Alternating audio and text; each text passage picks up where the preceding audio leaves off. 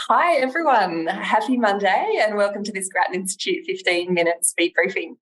I'm Danielle Wood, I'm CEO of the Grattan Institute. I'm joining today from Wurundjeri land, and I would like to start by acknowledging the traditional elders of this land and all of the lands from which people are joining us today. Today I'm going to be speaking about misuse of taxpayer-funded advertising and all the juicy detail from Grattan's latest report, New Politics, Depoliticising Taxpayer-Funded Advertising, alongside my co-author, Anika Stobart. Welcome, Anika. I'd also like to recognise the work of our other co-author, Kate Griffith, and our intern, Wendy, who helped in the analysis for this report. Anthony Albanese said when he was elected that he wanted new politics. We think one important step towards this is ensuring that federal and state governments make decisions in office that put the public interest above their party political interests. Our New Politics series has documented the case for change, as well as putting forward practical recommendations in 3 critical areas of government decision-making. In the first report, we talked about how we could end once and for all the culture of jobs for mates, where well-paid, prestigious, powerful roles are given to friends and colleagues. The second report highlighted the need for better processes to reduce the widespread pork barrelling of government grants. Now, this report puts forward ways to stop the use of taxpayer-funded advertising that is focused on political advantage rather than telling the public the things they really need to know. Our analysis finds that both Coalition and Labor governments at federal and state levels use taxpayer-funded advertising for political purposes. And while plenty of the campaigns are legitimate, delivering important public health messages, for example, many campaigns going back as far as 2008 look politicised. They adopt party slogans or colours, they spruik government achievements, and we see a big spike in activity just in the lead up to elections. Probably doesn't need to be said, but taxpayers should not be footing the bill for political messages. It's a waste of public money, it undermines trust in legitimate public messaging, and it creates an uneven playing field in elections. So I am now going to hand over to Anika to share some of the highlights of the report and walk you through our recommendations to stop this blatant misuse of public money. We are going to have 5 minutes or so for questions at the end, so feel free to use the Q&A function as we go, and I'll try and put as many of your questions to Anika as I can. Thanks, Anika. Thanks, Danny. So firstly, what is taxpayer-funded advertising? So this is advertising run by governments to communicate important messages or encourage behaviour change, such as the COVID-19 vaccinations. And you can see here that a lot of the federal government spending on taxpayer-funded advertising goes to defence, recruiting and health promotion. So it's important to note that this is different to political advertising, which is funded by parties themselves and is not the focus of our report. So governments are big spenders on advertising. Federal and state governments combined spend nearly $450 million a year on advertising. And you can see from this chart that the federal, New South Wales and Victorian governments individually spend more than large companies like McDonald's, Coles and the big banks. And much of this spending is on important public messages, but not all of it. So the Australian National Audit Office, the ANAO, has criticised many government advertising campaigns.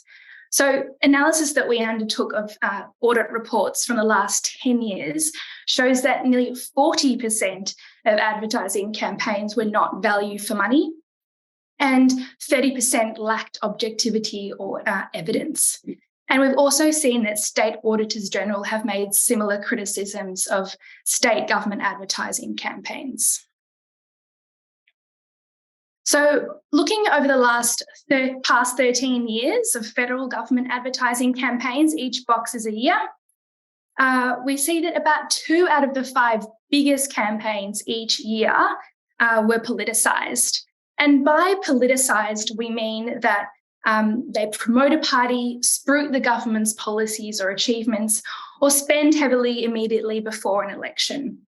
And so ads that spruik achievements of governments are particularly common, such as the promotion of, the next big transport infrastructure project or the government's energy plan, that don't really have any strong call for action for what the public should do or behaviour they should change. And this is a problem on both sides of politics. So of the 10 most expensive politicised federal campaigns in the past 13 years, 5 were approved by coalition governments and 5 were approved by Labor governments. Now, this chart shows that spending absolutely spikes consistently in the lead up to elections.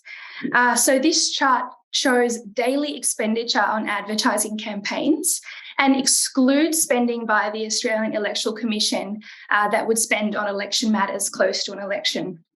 So this spike is just from general campaigns that the federal government runs.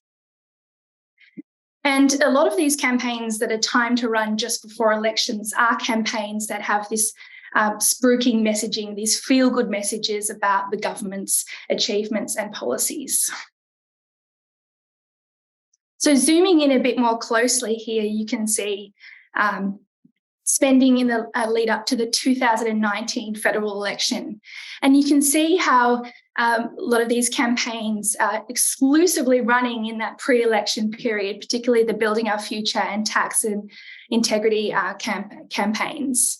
So the Tax and Economy campaign was promoting the government's tax cuts in line with the government's kind of lower taxes election platform. And we see this happen at the state level as well. So before the 2020 Queensland election, the state government ran a campaign spruiking the government's COVID-19 economic recovery plan. And before the 2022 South Australian election, the state government ran a campaign spruiking its investments in the health system, which was a big election issue for that state. And this politicisation is rife. So on average, nearly $50 million a year is spent on campaigns that gave the government a political advantage. So that's about a quarter of total annual spending by the federal government. And in total, it's about $630 million over the past 13 years. So we're not talking small change. So now on to our recommendations. Most jurisdictions have fairly weak rules in place to prevent politicisation of taxpayer-funded advertising. They're quite narrowly drafted and mostly unenforceable. So we recommend there needs to be tighter rules put in place. So we recommend that campaigns should have a clear call to action. Campaign material should not promote a party or the government. And campaigns should run when they will be most effective, not when the political opportunities arise, such as before elections. So this would allow, for example, tourism campaigns, bushfire or workplace safety campaigns, anti-smoking ads, and so on. But it wouldn't include, for example, ads that promote government policies where there's no action or behaviour change required, such as automatic tax cuts. In terms of better process, we need better processes as well. We recommend there should be an independent panel put in place, as you can see in this flowchart here, that would actually vet campaigns before they are launched, ensure that they fully comply with the rules and that they're value for money. And the makeup of that panel is really important. So you'd want a relevant mix of skills, but you also want to make sure it's truly independent and the people are appointed with a proper, transparent, merit-based process. And then lastly, we need a stronger penalty. So we recommend the governing party, not taxpayers, should be liable to pay the costs of any politicised advertising. And there's a penalty like that already in place in New South Wales. So if an Auditor General finds that a campaign was approved by the Minister without certification from the independent panel, or the Minister changed the campaign after certification, the governing party should be liable to pay the entire cost of the campaign. So these changes would discourage governments from subverting good process and provide a stronger safeguard against misuse of public money. So I'll finish up now and let's go to questions. Thank you so much, Anika, and thank you for the huge amount of work going back through campaigns all the way back to 2008. Not a straightforward task. While I wait for some questions to come in on the Q&A, and thank you, Julie, for your words of support on the Q&A, perhaps you can tell us, why this matters. We've had some people on social media, for example, saying, why should we really care about this? Yeah, it's a good question. And there are multiple harms, really, of politicising taxpayer-funded advertising. So, firstly, it's frankly a waste of money, public money. If it's about $50 million a year that's being spent on these politicised campaigns, that's money that could have been spent on other government programs such as health or education. It's particularly wasteful given that governments can already communicate with the public about what they're doing through many other platforms. They can do speeches in Parliament, do doorstop interviews, they have a wide social media reach. They shouldn't need to use multi-million-dollar advertising campaigns to tell us about the policies that they're introducing. And it also creates an uneven playing field. I think Danny mentioned this at the start of the introduction, between governments and oppositions and between government candidates and other candidates, especially when, they're running campaigns in the lead up to the election. So we had a look at spending before the 2019 election, and government spending was about $85 million on politicised campaigns. And this was on par with party-funded advertising for all political parties over that same period. So you can see the real imbalance there. And I think lastly, I would just note as well that it undermines trust in government messaging also more generally. So it could diminish the government's ability to effectively communicate important messages, such as what was really important during COVID, for example, that the government was a trusted voice that could encourage people to get vaccinated, for example. Fantastic. Well, I love when I call for questions, and I have three brilliant people ask the same one. So this must be the question on everyone's mind. Okay.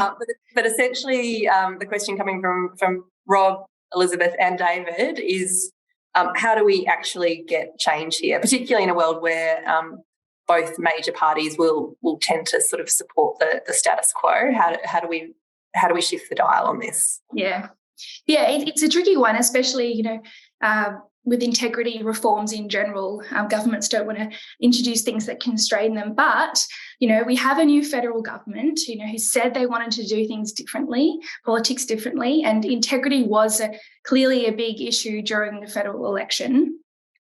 So this is a chance really to reset practices.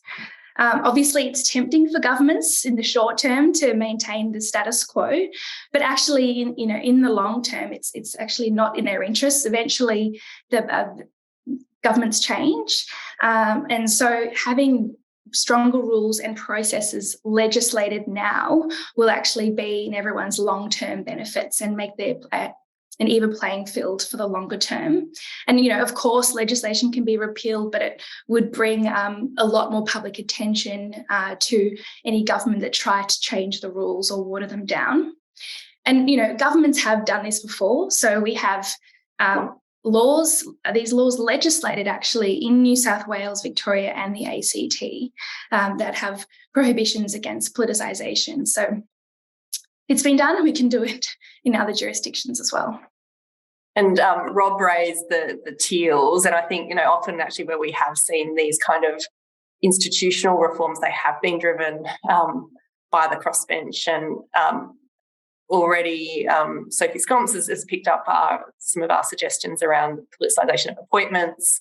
They can use these sort of things potentially as negotiation for other policies that the government of the day might be trying to get through. I'm just going to jump in very quickly and answer a question that's come in from Trent Stevens, which was, were there any other trends identified in the spikes between elections? One thing that we did see, Trent, was sometimes a little spike before, what are they called, Anika? By-elections, that's it. Sorry, mental blank there. So some of them do align with by-elections. Some of them are a little harder to explain. I'd love to oh gosh, there's so many good questions coming in. I just want to do one of the pre-submitted questions because there were some fantastic ones there as well, Anika. But one that really struck me was from Martin Carey about is there any issues with the media accepting this money from government to run advertising, and then the fact that they go and commentate a report on the actions of the government of the day? Does it create a conflict of interest? Yeah, I think that's a really good point, and I think demonstrates also the importance that government only run campaigns, when they're necessary to convey important messages and encourage specific actions or behaviour change. And I guess there is an element of a conflict of interest there, just like there is with private companies also running advertising in media and then media reporting on them. So it is important for media to ensure that their own standards of integrity and impartiality as well. Fantastic. And one last one I'm going to slip in outside the 15 minutes from Julie Toth. Will a national ICAC help? Yes, good question. So what we've recommended in the report is ensuring that we have good rules and processes in place to prevent this kind of misuse of public money upstream. And then the ICAC is really there to address any systemic corruption that occurs. So that should then provide a stronger deterrent for not breaking those rules in the future. Fantastic. Well, I'm going to wrap it up there. Thank you so much to all of you for coming. Thank you to Anika for her excellent overview and for her tremendous work on this report. You can find a link to the report in the chat, or you can visit www.grattan.edu.au to see more. Please consider making a donation to Grattan. We don't do any commissioned work to maintain our independence, and it really is our supporters that make it possible to do this type of research. It is time-consuming research, as you'd appreciate. It's difficult. Probably doesn't make us that many friends within politics, especially in the major parties, but we do it because it's important. And certainly I hope that by shining a light on some of these issues, we can get the change that you were all asking about in the chat there. Thank you so much again, and have a lovely afternoon.